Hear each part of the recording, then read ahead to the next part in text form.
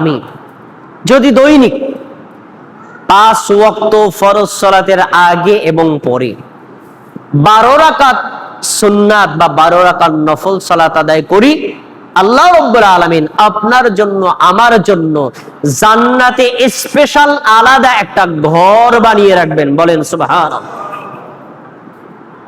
এটা কিন্তু ফরজ নামাজের জন্য না, নফল 12 রাকাত নামাজের জন্য। হাদিস শুনেন, সুনানে আবু দাউদের হাদিস এবং সুনানে তিরমিজির হাদিস। উম্মে হাবিবা রাদিয়াল্লাহু তাআলা আনহা বলেন, قال رسول الله صلى الله عليه وسلم, আল্লাহ রাসূল সাল্লাল্লাহু আলাইহি ওয়াসাল্লাম বলেন, মান সাল্লা ফি ইয়াউমি ওয়া লাইলাতিন 12 রাকাতান সিওয়াল ফরিদা, যে ব্যক্তি দিবারাত্রি 24 ঘন্টায় ফরজ 17 রাকাত নামাজ বাদ দিয়ে এই ফরজের আগে পরে 12 রাকাত সুন্নাত বা নফল নামাজ পড়বে, বানাল্লাহু লাহু বাইতান ফিল জান্নাহ, এই 12 রাকাত সুন্নাতের জন্য আল্লাহ ওই বান্দির জন্য, বান্দার জন্য জান্নাতে স্পেশাল একটা আলাদা ঘর বানিয়ে রাখবেন। সুবহানাল্লাহ। তাহলে আপনি সুন্নাতের অবহেলা করছেন, অথচ সুন্নাতের বিনিময়ে কি পাওয়া যায়? স্পেশাল জান্নাত। সুন্নাতের বিনিময়ে পাওয়া যায় আলাদা স্পেশাল জান্নাত। এখন এই 12 রাকাত কি? এই 12 রাকাতের বর্ণনা দিচ্ছেন ইমাম তিরমিজি রাহিমাহুল্লাহ। তিনি বলছেন, আরবান ক্বাবলা যোহর, যোহরের আগে 4 রাকাত, রাকাতাইনি বাদা যোহর, যোহরের পরে হলো 2 রাকাত, রাকাতাইনি বাদাল মাগরিবি, মাগরিবের পরে 2 রাকাত, রাকাতাইনি বাদাল ইশা, ইশার নামাজের পরে 2 রাকাত, রাকাতাইনি ক্বাবলাল ফজরি, ফজরের আগে 2 রাকাত। মোট কয় রাকাত হলো? 12 রাকাত। যোহরের আগে 4, যোহরের পরে 2, 6 রাকাত, মাগরিবের পরে 2, 8 রাকাত, ইশার পরে 2, কত হলো? 10 রাকাত। আর ফজরের আগে 2, কয় রাকাত হলো? 12 রাকাত। এই 12 রাকাত সালাত আদায় করলে আল্লাহ আপনার জন্য আলাদা স্পেশাল জান্নাত দান করবেন।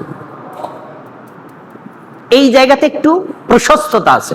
প্রশস্ততা কি? হাদিসে বর্ণনা পাওয়া যায়, যোহরের আগে আপনি 4 রাকাত পড়তে পারেন, ব্যস্ত থাকলে যোহরের আগে 2 রাকাতও পড়তে পারেন। যোহরের পরে 4 রাকাত পড়তে পারেন, আবার যোহরের পরে 2 রাকাতও পড়তে পারেন। দুইটাই হাদিস সহিহ।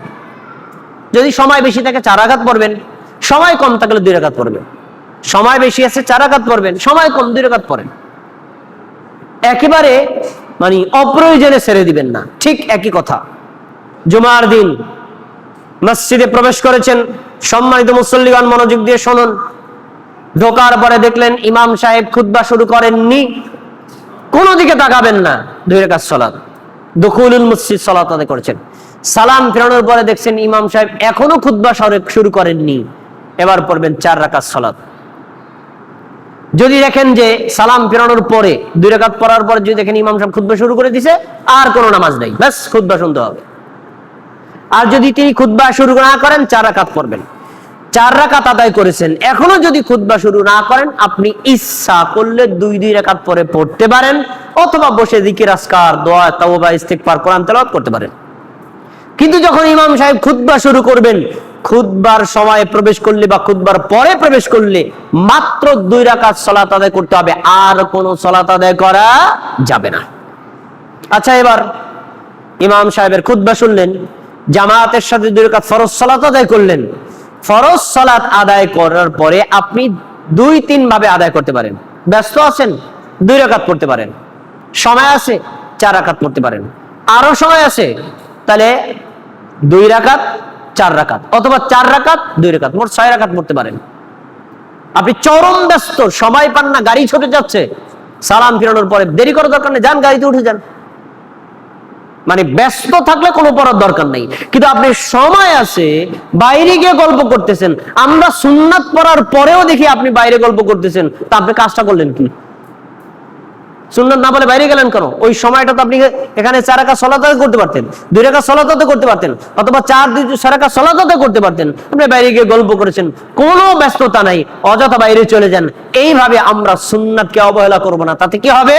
জান্নাতের উচ্চ মর্যাদা থেকে আমরা বঞ্চিত হব। আল্লাহ রাব্বুল আলামিন এখন থেকে আমাদেরকে ফরজকে সর্বোচ্চ মর্যাদা দিয়ে এবং সময় সাপেক্ষে ফরজের পাশাপাশি সুন্নাতও গুরুত্বের সাথে আদায় করার তৌফিক দান করুন। বলুন আমিন।